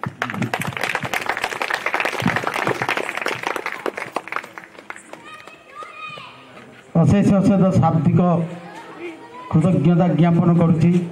बहुत सुंदर कथा गुड़िए कहते आम सामाजिक चलनी को सी कहते चाहाणी जेमिति दृष्टि सेमिति सृष्टि। युधिष्ठिरंकर दृष्टि थिला अलगा दुर्योधनकर दृष्टि थिला अलगा। जेमिति अन्न सेमिति मन। तेणु दुर्योधनकर अन्न को खाई नथिले भगवान वासुदेव से आसी खाइले कौटी कदली चोपा खाइले विदुरंग पत्नी ठार। तेणु से भाया सुंदर कथा गुड़िए कहते आम संस्कृति को आम आज भूली जाऊँ। आम बांटा कथा किंतु आम काटुचु जो काटुचु केक काटुचु आम परिवार को से पिला आम शिखु काटा कथा तू काटी था पछे से कौन करूँ आउ एकुटिया रही परिवार को भाग बांटी दे कि आम बांटुनु। आज आम पणा बांटी बांटी खाऊचे केड़े आनंद खाए समस्त। तेणु आमर जो संस्कृति को आम भूली जाए पर संस्कृति को आम ग्रहण करूँ आउ कहले ओडिया जातिर संस्कृतिर देवता होती जगन्नाथ से जगन्नाथ कौन बिनु पद चल ईशु नहीं नहीं काना कर बिनु करम कर विधि नाना जार हाथ नाई से कोड़े धरुंच जार गोड़ नाई पहंडी विजे करुँच जार कान नाई से भक्तर डाक को शुणी पार्टी मत परतर नान्य किंचित अस्ति धनंजय मो ठार आउ कि ना तेणु आम जो पर्व करुचे जो उत्सव पालन करुचे जो व्रत पालन करुचे क्या जाऊँगी ना केशव प्रति गच्छति से केशव किए से केशव होती आदि नारायण से आदि नारायण होते सृष्टिर आरंभ से रही से भगवान श्रीकृष्ण से अर्जुन को विश्वरूप दर्शन करते चतुर्भुज दर्शन करते नारायण रूप दर्शन करते सी होती ब्रजबंधु से ब्रजर बंधु गोप गोपी मानकर से बंधु से गोप गोपी माने कान कथा श्रवण करुले आउ कीर्तन करुले जीवारे सब बेले मन भितर रखी आमे से रखा उचित सी आउ कहीं नुहति सी भक्त बंधु सी भक्त मानकर बंधु होती से भगवान परम ब्रह्म जगन्नाथ आउ कौन से कहते मुसीना सृष्टि अच्छी छंदी भक्त पारे मोते बांधी भक्त बांधी दौती मत माँ जशोदा बांधा गोड़ेली दी आंगुल बड़का हो जाऊ दी आंगुल कहीं बड़का हो जाऊँगी ना प्रयास भक्तर प्रयास आउ भगवान कृपा एका बेले जिते दीटा जाक एकाटे हो जाऊँगी भक्त को बांधी दौ भक्त बांधी दौर भगवान आउ सी किए से ना सी होती सुरेश आउ देवनाथ से सुर देवता मानकर से होती प्रभु मनीष को सृष्टि करछंती सी आउ सृष्टि करछंती पशु पक्षी सब किसी जे सृष्टि करछंती तांको पाई भी आमे माने व्रत करूँ उत्सव करूँ पर्व पालन करूँ पर्व कौन कि पव धातु पर्व पव हला संधि संधि क्षण रे अमावास्या पूर्णिमा संक्रांति ये है संधि क्षण सूर्य संक्रमण करती संक्रांति मेष राशि को संक्रमण कर आ सुंदर कथा वर्णना करी कहले स्व नक्षत्र हूँ ठीक ज्योतिष मैंने पचारे तुम पचार कौ दिन केते बेले कौ स्थान रे से जन्म होती कहले आम कहू तेणु स्व नक्षत्रटा बाहर सकाले जन्म होते अलग संध्या बेले हेले अलग तेणु सी होती वासुदेव वासुदेवमय सर्वम भगवान होती सर्वमय सबुठारे ईशावास्यमिदं सर्वम जत्किंच जगत्याम जगत से अणु परमाणु सबुठारे रही जल स्थल वनगिरी आकाश तुम लीला सबुठारे प्रकाश तेणु तांकर कौन होती से रमा जे होती लक्ष्मी तांको हृदय वास कर पदचालना सी होती रमाकांत ये जगन्नाथ तेणु आउ कौन करती ना से सुकांति सौदामिनी भाया सी ज्योति स्वरूप सी आकाश सी ज्योति रूप शून्य शून्य महाशून्य पर ज्योति सज्योति भगवान स्वयं सी सौदामिनी भाया सुकांति भली शोभा पाँच ज्योति प्रकाश होती आउ कौन से होती किए से ना शशि शेखर आउ त्रिलोचन जे होती शंकर भगवान से शंकर भगवान निजे स्वयं दास रूप भगवान का सेवा करने रामचंद्र सेवा करने हनुमान रूप जन्म ग्रहण कर हनुमान रूप जो दास रूप जन्म ग्रहण कर हनुमान रूप आविर्भाव हो जाती से हनुमान होती कौन ज्ञान सी होती आमर हरिदास पाखरे जितेबले तुलसीदास रही शिक्षा पाऊली से घरे एकुटिया रही भूत प्रेत देखुं गोटे भूत थिला से आसिक शोई जाती घरे सी भय जो घर भितर से भूत प्रेत पलि जा भय कर तेणु आरंभ कर कौन हनुमान चालीसा कौन ना यू हनुमान चालीसा आरंभ हो जाती हनुमान चालीसा आरंभ हो जाती आउ भूत प्रेत आसी ना तेणु हनुमान चालीसा गाइले भूत प्रेत आसवे ना ज्ञान गुणी अति चातुर तेणु हनुमान होउछन्ति ज्ञान आउ गुण एवं चतुर। भगवान रामचंद्र पचारिले हनुमान को, हनुमान तुम्हें किए मु किए? हनुमान कहते लौकिक हिसाब से आपण हेले नर मु हेली बानर, आधि भौतिक हिसाब से आपण हेले मालिक मु हेले सेवक, आधि दैविक हिसाब से आपण भगवान मु हेली भक्त, आध्यात्मिक हिसाब से मुझे आपण सीए मु जीव आपण परम ब्रह्म, परम ब्रह्म हेले अंश अंशी ये मु अंश। तेणु भगवान समस्त हृदय भितर रही, तेणु मुझे आप किड़े बड़ ज्ञानी तेणु से कथा कहले। तेणु से पद्मलोचन सुदर्शन चक्र जे कि ज्ञान चक्र अज्ञान को छेदन करंतु, से भगवान जे परम ब्रह्म जगन्नाथ ज्ञान सुदर्शन ज्ञान चक्र द्वारा आमर अज्ञान को दूर करंतु।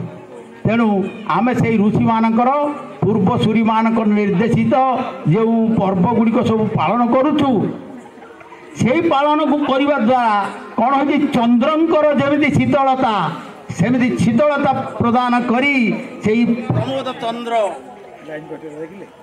आनंद रे प्रमोद अर्थ आनंद रे आमे माने एठारे भोजन करी आमे समस्ते विदाय नवा। तेणु आउ कौन ना जबा कुसुम शंका शंकाश्य महादूती घंतारी सर्वपापघ्न प्रणतोषी दिवाकरम। तेणु जबा कुसुम सदृश जवाहर लाल मंदार सदृश कौन होती ना से जो दिवाकर से दिवाकर सूर्य तांकर पूजा होती यही विश्व संक्रांति रे। तेणु से सूर्य को नमस्कार, से परम ब्रह्म को नमस्कार, से जगन्नाथ को नमस्कार करी मोर वक्तव्य शेष करुच्ची। शशिशेखर कही सारी शशिशेखर त्रिलोचन सब कही सारी तेणु पद्मनाभ निजे पद्मनाभ मुख निःसृत वाणी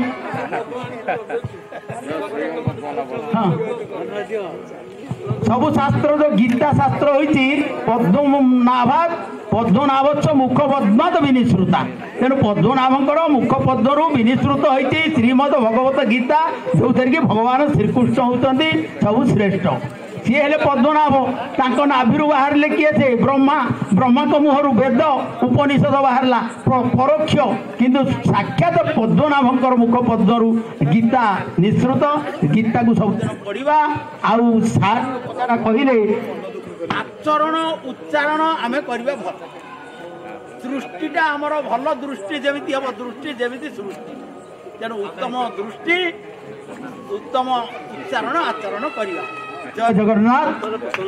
वर्तमान पद्मलोचन साहू महोदय को मु अनुरोध करुच्ची से धन्यवाद अर्पण करन।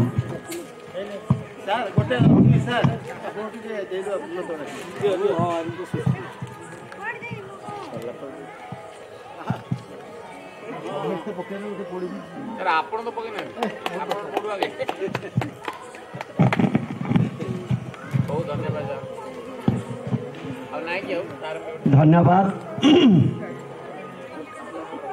आज यही विशुभ आसर शेष पर्याय समापन होइछि एवं यार धन्यवाद अर्पण करने मते सभापति अनुमति प्रदान कर धन्यवाद अर्पण करुछि। प्रथमे मु धन्यवाद देवी श्रीयुत रमाकांत मिश्र महोदय को से मुख्य वक्ता भाव में आज आमरी सत्य कार्यक्रम को सफल करिसेंती। प्रांजल भाव से महाविश्व संक्रांतिर विशेषत्व एवं गाणितिक सूत्र माध्यम स्वच्छल भाव सूचना देइछंती। तत्सहित से वीर हनुमान राम लक्ष्मण सीता विषय विशेषत्व अभिभाषण देइथिबारु से धन्यवाद अधिकार एवं रामायण रे राम सीता सुग्रीव और बाली विषय से प्रांजल भाव वर्णना करी एक तात्विक सारगर्भक भाषण देइथिबारु मु तांको प्रथमे धन्यवाद देवी।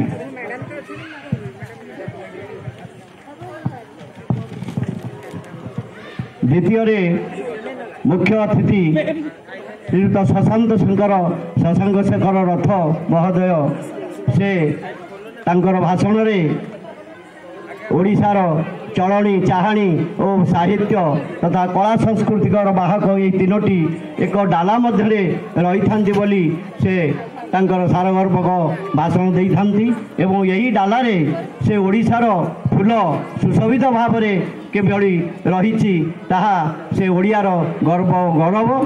ଏଣୁ ସେହି ସେ ତିଥି ଆମର ତିଥି ବାର ନକ୍ଷତ୍ର ଏବଂ ଜନ୍ମଦିନର ମହତ୍ଵ ବିଷୟରେ ସେ ଉପଲକ୍ଷ ଦେଇଛନ୍ତି ଏବଂ ଆଜିର ମାନବ କିଭଳି ଭାବରେ ତାର ଅପସଂସ୍କୃତିକୁ ସେ ଭୁଲି ଯାଉଛି ଏବଂ ତାର ସଂସ୍କୃତି ବିଷୟରେ ତାକୁ ଜଣା ନାହିଁ। ସେହି ବିଷୟରେ ସେ ସାମାଜିକ ଚଳଣି ତଥା ଉତ୍କଳୀୟମାନଙ୍କର ସଭ୍ୟତା ସଂସ୍କୃତି ଓ ସାର ବିଷୟରେ ସେ ଗଭୀର ଭାବରେ ଆଲୋକପାତ କରିଛନ୍ତି।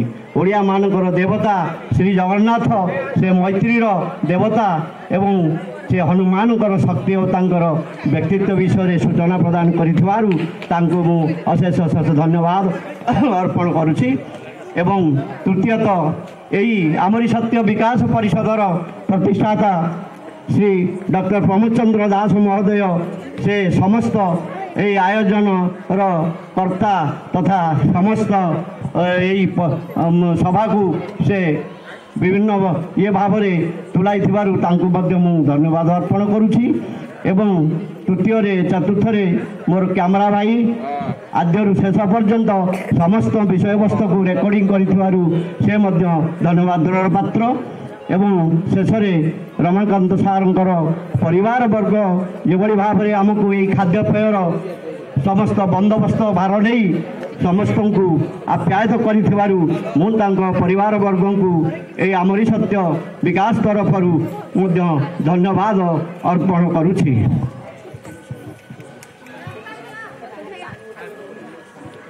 ଆଜିର ସମସ୍ତ ଆୟୋଜନ ଏଇ ଯେଉଁ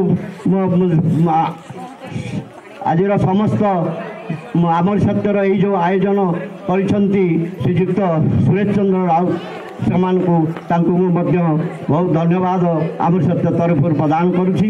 କାରଣ ତାଙ୍କରି ପ୍ରଚେଷ୍ଟାରେ ଆଜିର ଏଇ କାର୍ଯ୍ୟକ୍ରମ ସଫଳ ଭାବରେ